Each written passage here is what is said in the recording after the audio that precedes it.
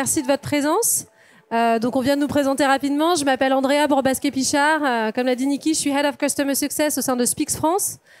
Spix, on est une plateforme de développement des compétences des collaborateurs, initialement sur les langues, j'y reviendrai tout à l'heure. Aujourd'hui, on développe des solutions de business coaching et cette année, une plateforme de mentorat. Et donc j'ai le plaisir d'être accompagnée par Maëlys. Bonjour à tous, c'est un plaisir pour moi d'être ici. Et du coup, je suis Maëlys de Forsan. Je travaille effectivement chez Mairie Université, où je suis responsable des plateformes digitales, donc du digital learning pour Mairie Université, et de la communication. Donc, c'est deux casquettes bien distinctes. Dans un premier cas, j'accompagne des projets sur le digital. J'ai plutôt l'expertise du digital, plutôt que l'expertise en de thématiques, on va dire. Donc, je travaille avec beaucoup d'experts. Et ensuite, j'ai la casquette communication pour Mairie Université. Et je vais vous présenter tout de suite ce qu'est Mérieux Université. Donc, quand je parle de Mérieux Université, on est une université au service du groupe Mérieux. Voilà, donc j'ai mis 10 ans au service de toutes les entités, parce que ça fait l'année dernière, on a fêté nos 10 ans, c'était une grosse étape. Le groupe Mérieux, qu'on appelle aussi l'Institut Mérieux, c'est un ensemble d'entreprises. Donc, chez nous, on les appelle les entités. Dont Biomérieux, qui est la plus grosse des entités que vous connaissez peut-être. Toutes ces entités travaillent dans le secteur de la santé publique, dans le monde international, avec un environnement très international, et ça représente à peu près 24 000 collaborateurs dans le monde. Voilà. Notre cœur de mission, donc qu'est-ce qu'on fait pour l'Institut Mérieux ? C'est de créer des expériences d'apprentissage inspirantes pour développer la puissance de la collaboration au sein de nos organisations. Voilà, donc c'est notre mission. Et concrètement, comment elle se décline? Qu'est-ce qu'on fait concrètement? On forme les collaborateurs, ça veut dire qu'on va donner des opportunités de développement aux collaborateurs. Par plusieurs biais, on va dire, par plusieurs piliers que vous voyez affichés ici. On en a 4 principaux. Le premier, c'est la formation. Donc, c'est concevoir et déployer des offres de formation, principalement dans le domaine du management et leadership, mais aussi dans des compétences qui vont favoriser l'efficacité de la collaboration pour nos organisations. Donc, comme exemple, on peut donner, je sais pas, l'intelligence émotionnelle, le feedback, la communication, et c'est dans ce cadre-là que Spix, notre partenariat avec Spix intervient, les langues. Et enfin, le troisième thématique qui est importante pour nous, c'est on va accompagner les collaborateurs sur des sujets qui sont aujourd'hui à fort enjeu pour les entreprises. Comme exemple, je peux citer particulièrement la RSE ces dernières années, et puis ces deux dernières années particulièrement l'intelligence artificielle. Voilà, on entend tous parler. Donc voilà un peu pour la partie conception des formations. Ensuite, je vais passer moins de temps sur ces parties, mais juste pour vous situer, on a aussi bien sûr une offre de coaching. Donc ce sont des coachings individuels, collectifs, des workshops, et on va aussi faire du conseil pour les organisations. La partie Connect, on a un rôle Mairie Université de diffuser au sein du groupe la culture de l'Institut Mérieux. On a une position qui est particulière parce qu'on peut connecter les entreprises entre elles. Donc on est un lieu de rassemblement et de connexion où les gens vont se rendre compte qu'en fait ils ont partout les mêmes problèmes, quel que soit le pays, la fonction, l'entité. Et donc voilà, en général ça les fait descendre un peu en pression. Et bien sûr on a une partie où on va chercher l'innovation. Voilà, donc on aime bien Spix qui innove beaucoup. L'innovation, elle peut être sur des outils, mais elle peut être aussi sur des façons de penser. Voilà, c'est un peu tout ça, et ça peut être innové avec des choses qui ne sont pas forcément nouvelles à l'extérieur, mais qui deviennent nouvelles en fait dans notre entreprise. On va implémenter des nouvelles façons de travailler. Voilà, en quelques mots pour ce que fait Mérieux Université. Dans le cadre de notre conférence sur Spix, c'était important de vous montrer quelques chiffres pour vous montrer à quel point on est international. On est présent, je crois, dans plus de 150 pays. Il y a des gens qui sont chez Biomérieux ici, donc peut-être ils me corrigeront si jamais, mais je crois que c'est ça, c'est même plus. Et je vous ai mis les chiffres de la plus grosse entité du groupe, donc de Biomérieux ici. C'est la répartition des collaborateurs dans le monde. Voilà, donc on voit qu'on a 2 gros pôles aux États-Unis et en Europe. Donc j'ai distingué sur la slide la France et l'Europe, parce que la France reste, on est un groupe français, on est basé à Lyon. Et voilà, donc ça donne tout de suite l'importance des langues pour notre université. Et je vais laisser Andrea présenter Speaks. Merci Maëlys. Donc oui, quelques mots sur Speaks que je représente aujourd'hui. On est donc une plateforme de développement des compétences des collaborateurs. Originellement, on vient des langues. Certains d'entre vous nous connaissent peut-être. On fait des formations linguistiques depuis plus de 30 ans maintenant en digital learning. Et on a développé depuis quelques années des solutions de business coaching.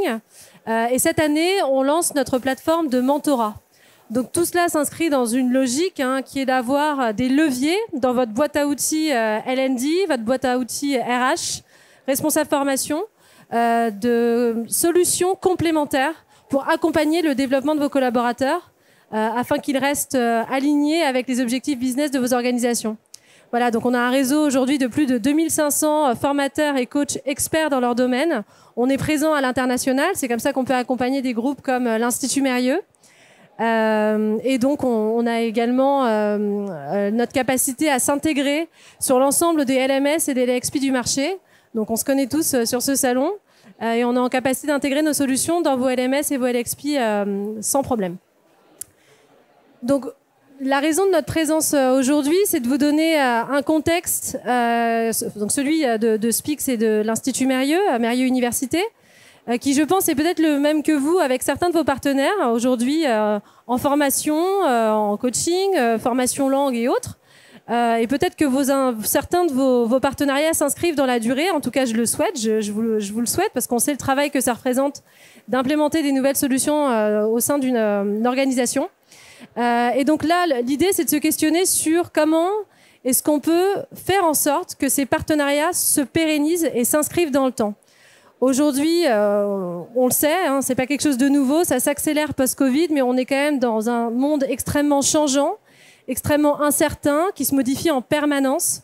Tous les secteurs d'activité sont impactés par l'innovation technologique, mais pas que. Le monde dans lequel on vit, le contexte géopolitique, climatique, économique, a une influence sur vos industries respectives.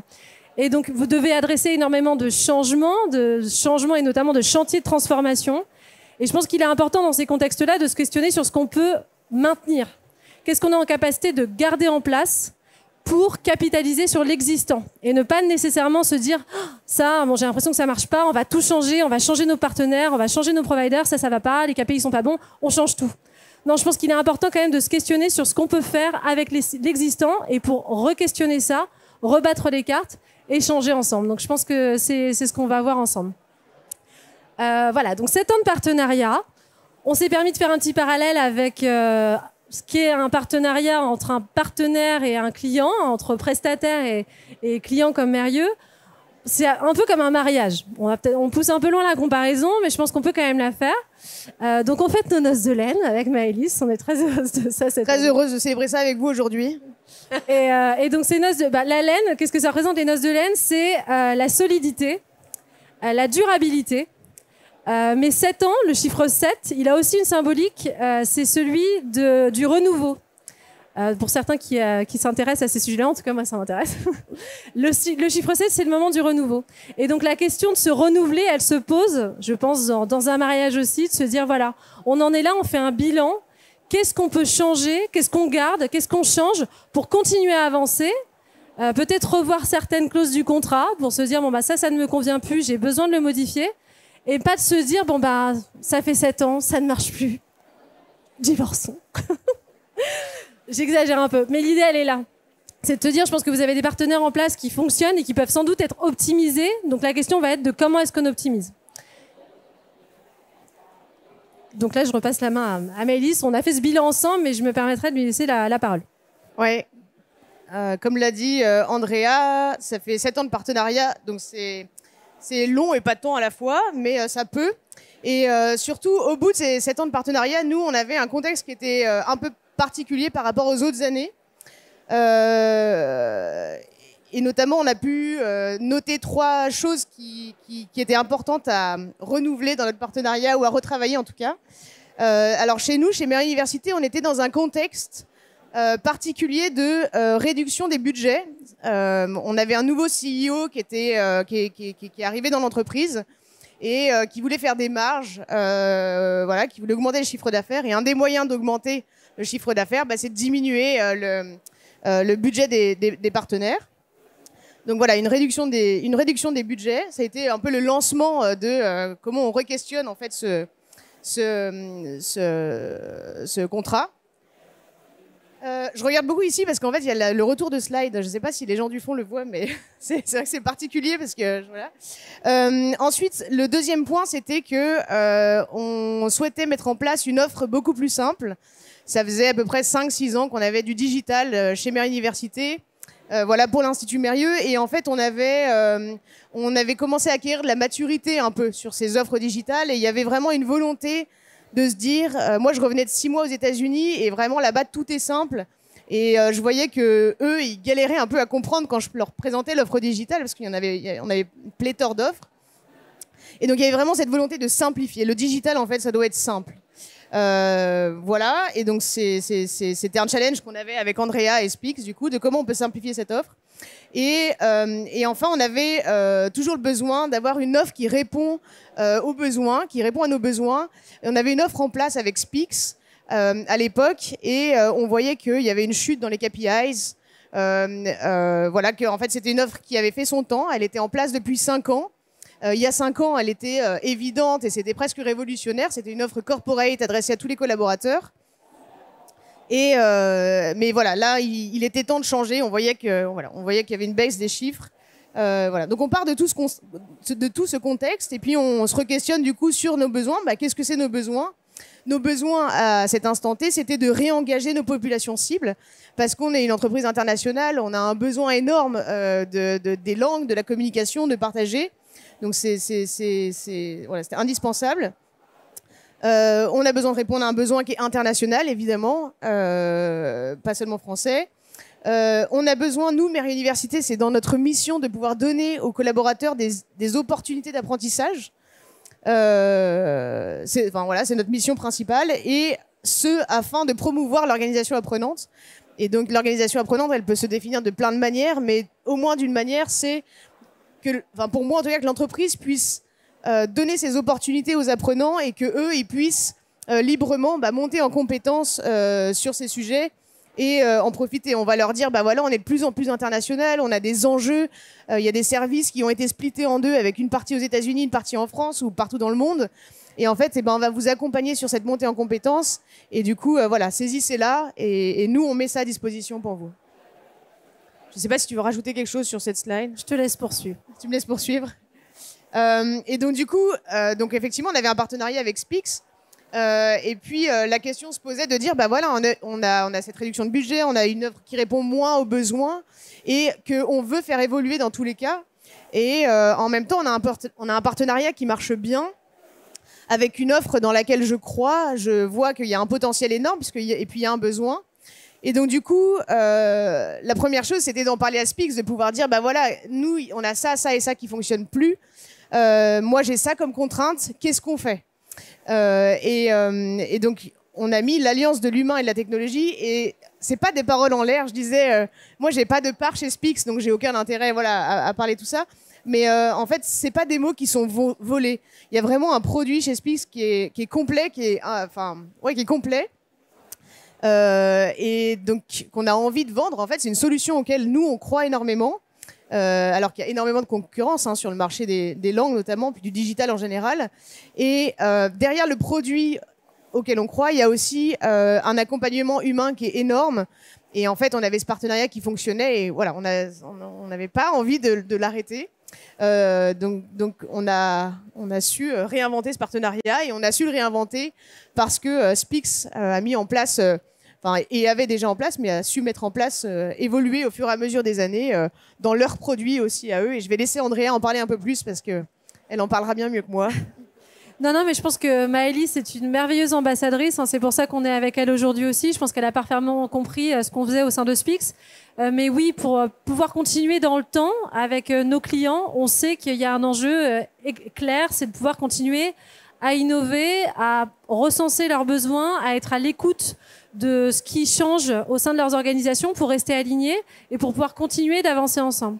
Donc ça, c'est la clé de tout. Je pense que dans vos rôles respectifs, il est essentiel d'être très transparent sur vos objectifs business, donc d'en avoir connaissance déjà au niveau de votre organisation, quels sont les gros enjeux de vos entreprises aujourd'hui. Vous allez nécessairement les aligner avec vos stratégies RH, les plans de développement de vos collaborateurs doivent être alignés avec les stratégies business.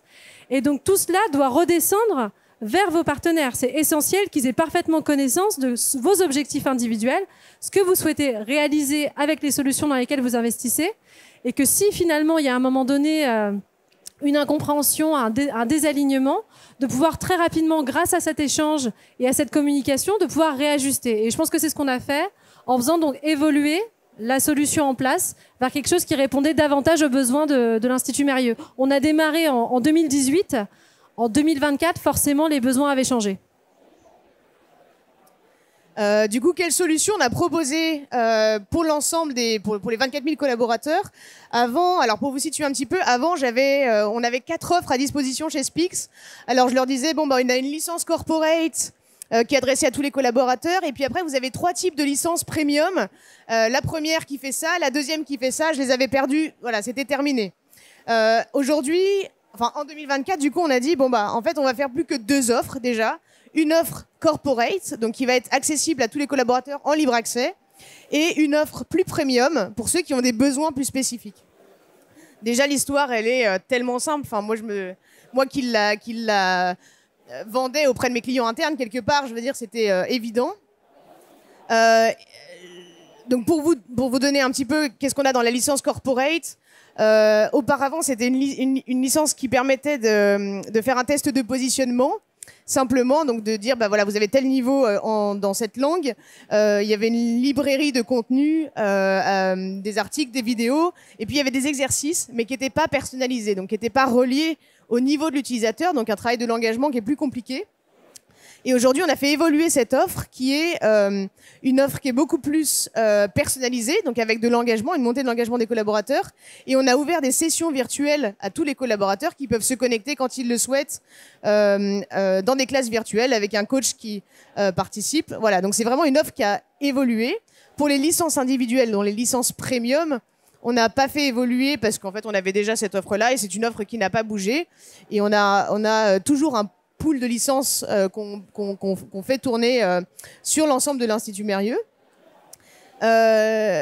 C'est une offre qu'on a enrichie parce qu'on a upgradé, si je peux dire, la licence corporate.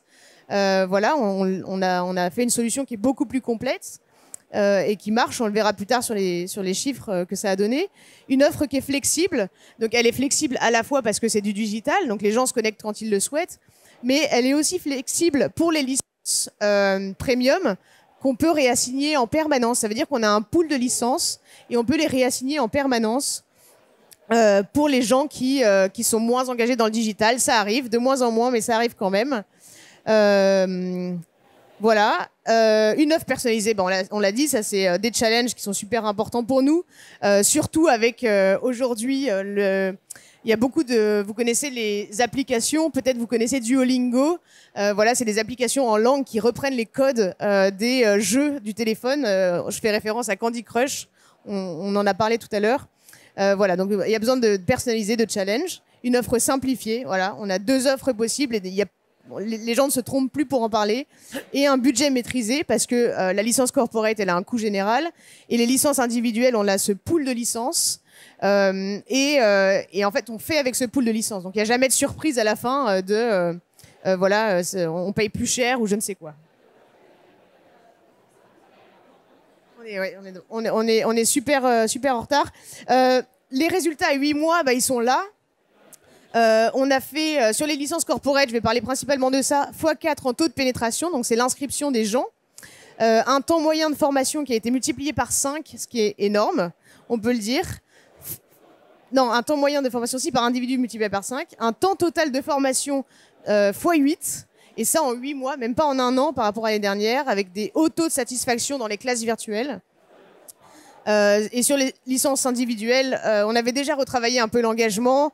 Ce qu'on peut dire, il faut que ce soit important de poser pas des contraintes, comment je peux dire ça, de les guider en fait, de leur dire, bah voilà, si vous avez une licence premium, on attend de vous que vous passiez au moins 2 heures par mois, et puis on suit les KPIs, et puis les gens qui ne respectent pas ça, on va donner leur licence à quelqu'un d'autre. C'est pas une punition, c'est juste, il y a des besoins et c'est comme ça.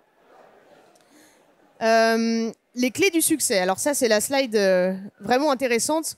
Pourquoi ça a marché et pourquoi on obtient des chiffres comme ça? D'abord, c'est parce qu'on a une offre qui est simple à communiquer. On échangeait avec Andrea avant et on disait... donc nous, on a fait ça sur un peu toutes les plateformes digitales, mais Spix déjà était très aidant pour proposer cette nouvelle, se réinventer et proposer cette nouvelle solution. Mais quand on parle de simplicité, souvent, on a l'impression qu'on baisse en niveau de ce qu'on va donner aux collaborateurs. Et en fait, c'est pas vrai, c'est même l'inverse. Ça veut dire que quand quelque chose est simple, bah, en fait, ça a été super travaillé pour que ça apparaisse simple au niveau des personnes. Je sais pas si vous avez fait ce constat, mais voilà, quand on a l'impression que quelqu'un raconte quelque chose et que c'est super simple, c'est qu'il y a en général un travail énorme derrière. Et donc, simplifier, ça veut pas dire perdre en qualité.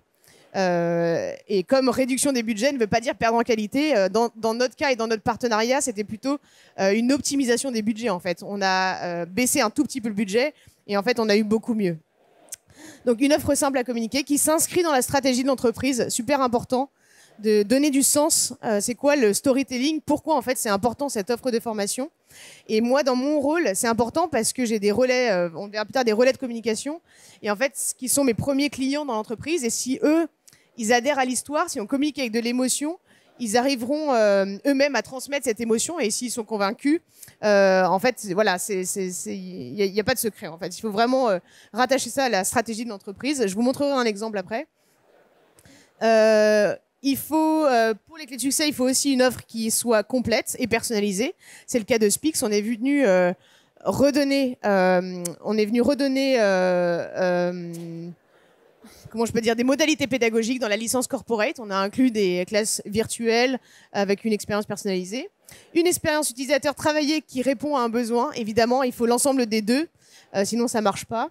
Un plan de communication béton. Alors ça, pour ceux qui travaillent dans le digital, c'est indispensable de pouvoir communiquer. Et qui dit plan de communication dit s'appuyer sur des stakeholders, donc il faut les avoir dans sa poche, bien les identifier, et les relais de communication. Et en fait, si l'offre elle est simple, inscrite dans la stratégie d'entreprise, avec une solution complète, etc., en fait, après, ça part tout seul, et finalement, nous, on a communiqué un peu au début, et après, en fait, ça part un peu tout seul, et Spix nous a tellement aidés, c'est important de le dire quand même, parce que c'est pas toutes les entreprises, voilà, parfois on nous vend un produit, et puis ensuite, on nous lâche comme ça, alors que non, chez Spix, il y a vraiment cet accompagnement. Et je dois dire que sur la communication, ils sont vraiment ultra présents. C'est ce qu'on a mis, c'est vraiment un game changer. Je crois qu'il y a une dernière slide et on a fini. Une petite dernière. Ah, je vous montre un exemple de communication, juste, alors c'est un parmi 1000 de tout ce qu'on a fait. Oula, ne tombe pas, oui. Je voulais vous montrer que ici, sur la partie gauche, vous avez plutôt l'explication de qu'est-ce qu'on a mis en place, la nouveauté. Et sur la partie droite, vous avez la directrice de l'université d'entreprise dans laquelle je travaille, à qui on fait raconter l'histoire. Donc à qui on vient, elle vient inscrire la formation dans la stratégie d'entreprise, donc super important. Et elle vient mettre de l'émotion. Et donc elle va dire, voilà, c'est avec une grande motivation que nous avons travaillé à la concrétisation de cette offre, cette évolution vers un accès illimité pour tous à une expérience d'apprentissage des langues personnalisées, collaborative et évolutive sera un vrai plus pour permettre à chacun de progresser selon ses besoins. Et donc là, on vient parler de la stratégie d'entreprise et pour booster collectivement l'efficacité de nos collaborations dans un environnement multiculturel. Donc voilà le genre de communication qu'on peut faire et l'histoire qu'on raconte autour de ça. Merci Maëlys.